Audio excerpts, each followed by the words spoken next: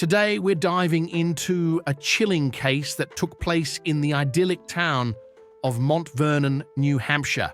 It's a story of a family's peaceful life shattered by an act of senseless violence that will leave you questioning the depths of human depravity. So, let's get into it. Our story begins with Kimberly and David Cates, a loving couple who decided to move to Mont Vernon back in 2003 with their young daughter, Jaimie. They were looking for a slice of that small-town life, a place where they could raise their kid without worrying about the craziness of the big city. They even had an alarm system installed, just to be on the safe side. But as time went on and nothing bad happened, they started to let their guard down a bit, thinking maybe they'd found a little piece of heaven on earth. Oh, how wrong they were. On October 4th, 2009, while David was away on business, the unthinkable happened. Around 3 a.m., Kimberly woke up to a dim light shining in her face. At first, she thought it might be Jaimie, so she sat up and called out her daughter's name.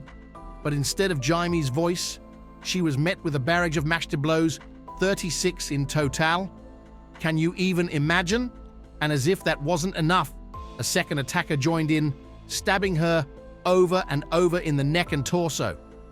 11-year-old Jaimie, woken up by her mother's screams, tried to make a run for it, but she didn't get far.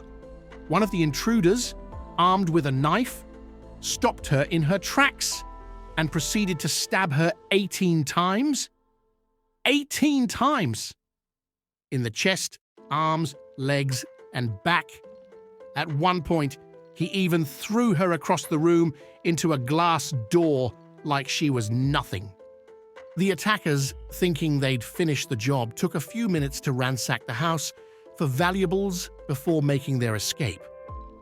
But here's the thing. Jaimie, this brave little girl, she played dead.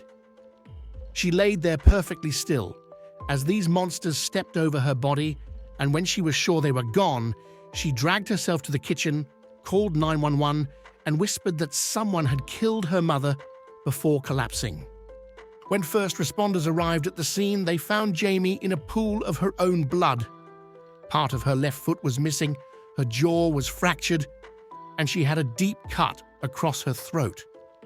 But somehow, miraculously, she was still alive. Kimberly, on the other hand, wasn't so lucky. The attack had been so brutal, so vicious, that her skull was nearly split in half. The official cause of death was blood loss, and the coroner determined that she'd likely been conscious through most of it. Now, you might be wondering who could do something like this. Well, let me introduce you to 17-year-old Stephen Spader and his 19-year-old accomplice, Christopher Gribble. These two charmers showed up at their friend Autumn Savoy's house just before sunrise, bragging about how they'd just killed 2 people and asking for help, getting rid of the evidence. And get this, Savoy wasn't even surprised. Apparently, they'd asked him to join in beforehand, but he'd passed on the invite. Nice move, buddy. Anyway, they gathered up the bloody clothes and the stolen goods they didn't think were worth selling and tossed them into the Nashua River. Then, thinking they'd gotten away with murder, Spader and Gribble went home to catch some Z's. Later that day, Gribble hit up a pawn shop to unload Kimberly's jewelry, which, by the way, only got him a measly $130. Guess that goes to show their motive wasn't really about the money, huh? But here's where these criminal masterminds slipped up. They just couldn't keep their mouths shut. They started making the rounds, boasting to anyone who would listen about what they'd done. Lucky for us, some of their pals had the good sense to report these confessions to the cops. And just like that, before the day was over, Spader and Gribble were in cuffs, along with their 2 accomplices, William Marks and Quinn Glover. During questioning, Gribble tried to play it cool at first, claiming he was a gentleman who'd never lay a hand on a woman or child. But when he found out Jaimie was still alive and could ID him, his tune changed real quick. He started asking about the death penalty and possible prison sentences before finally deciding to come clean. Next, he said something to the effect of, now we write up a warrant for your arrest. And I asked him on what charge. Somehow in there, he brought up the idea that I was going to get charged with murder and probably capital murder. I didn't understand what capital murder was. They had referred to the death penalty before, but I didn't make the connection at that point. So I asked him what capital murder was. Now, you said was that in the part of the interview we were yes, talking about earlier? Yes, that was in a part of the interview earlier. They had mentioned something about the death penalty. I don't remember the exact reference. Okay. So during this conversation with John,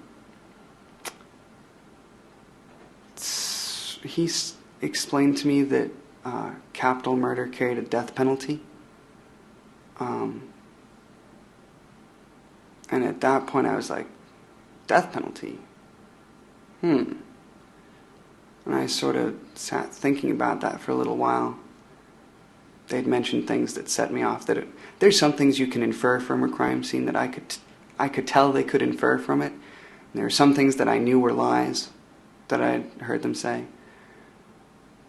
And there were other things that hit way too close to the mark that they couldn't know without somebody saying something. Like how Billy had not been able to get out of the basement. That's something that you can't infer from the crime scene, to my mind. And there were other things. They mentioned something about, did we go out and bury something? That specifically hit me, and I was thinking about that while John was walking around in the room during that break, because as I remembered, only me and Steve knew that we'd buried the weapons, and if he was saying things, then they could have everything. So it didn't really matter at that point. I was like, well, if they give me the death penalty, then I'll just be dead and this all will be over with anyway. So, be like killing myself. So, at that point I was kind of like, you know what, John, why don't you get your tape recorder? And he came back in. He was all excited. Gribble spilled the beans, saying Spader was the mastermind behind the whole thing. They'd scoped out the Cates' secluded home in advance, planning to kill everyone inside and take whatever they wanted. They cut the power, snuck in through a window, and launched a frenzied attack on the sleeping mother and daughter. And while Spader and Gribble were busy playing Dexter, their buddy Marks watched from the doorway, and Glover, who apparently didn't have the stomach for it, hid out in the living room. Now Spader, on the other hand, he confessed right off the bat, no hesitation, and the way he told the story, you'd think he was proud of what he'd done. Turns out this kid had been a ticking time bomb from day one. He was adopted by a loving family as a baby, but by the time he hit his teens, he'd turned into a real piece of work. Defiant, violent, the whole 9 yards. Get this. He even started his own little gang called the Disciples of Destruction. Original, right? To join, his buddies Gribble, Marks, and Glover had to agree to take part in a home invasion and murder. And apparently, none of them had a problem with that. They were all about that serial killer life, looking up to those sickos like they were some kind of rock stars. Fast forward to the trial, and everyone's turning on Spader, trying to save their own skin. Marks, Glover, and Savoy all took the stand against him, hoping for lighter sentences. Glover even told the jury about Spader's twisted fantasies of slaughtering people and, get this, eating them. The prosecutor called him a straight-up psychopath, and the judge didn't mince words either, telling him he belonged in a cage. Well, Tom and Tiffany, 9 days of graphic and gut-wrenching testimony, and the jury reached its verdict with what analysts describe as lightning speed. Afterward, the court heard directly from the husband and father, who lost so much in this senseless crime. Jaimie Cates gave the court a glimpse of the woman so brutally taken away from him and his daughter last October. It makes me sad. This trial is how we will know and remember Kim Cates. For she was so much more than this tragic ending.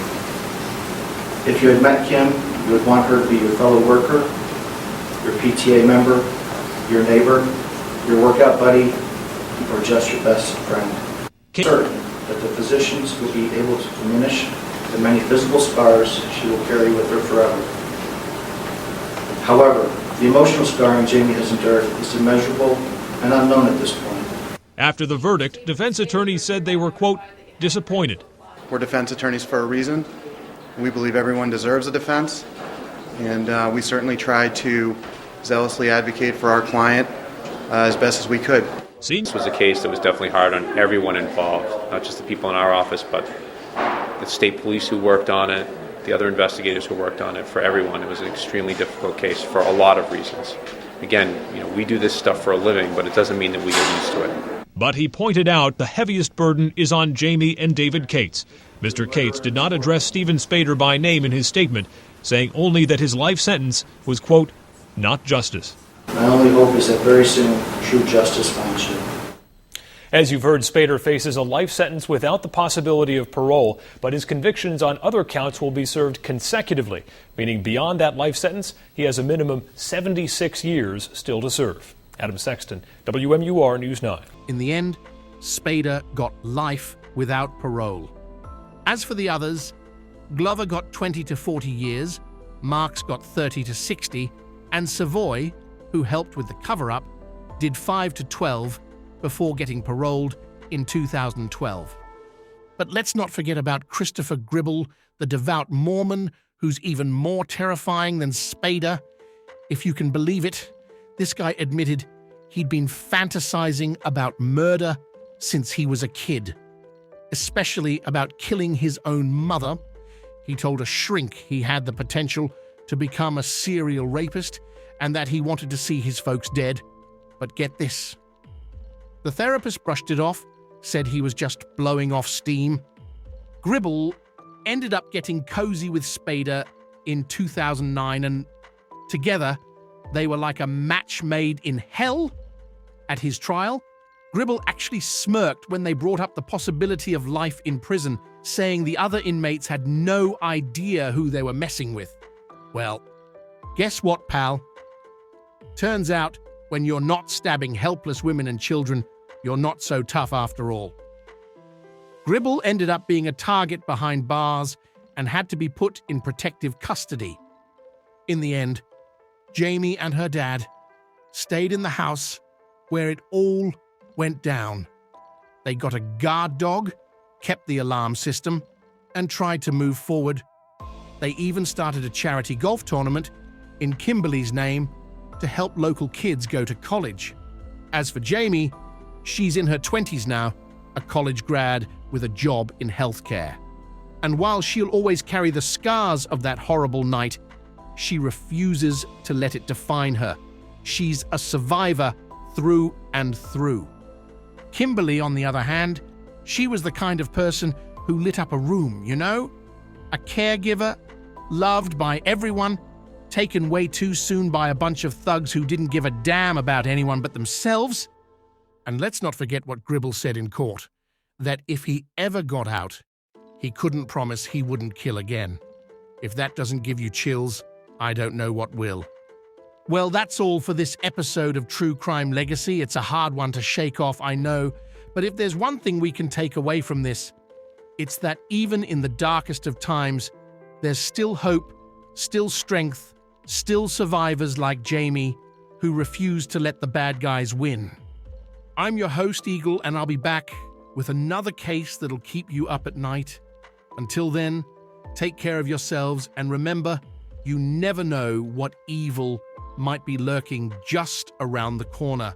So, stay safe out there, and I'll see you next time.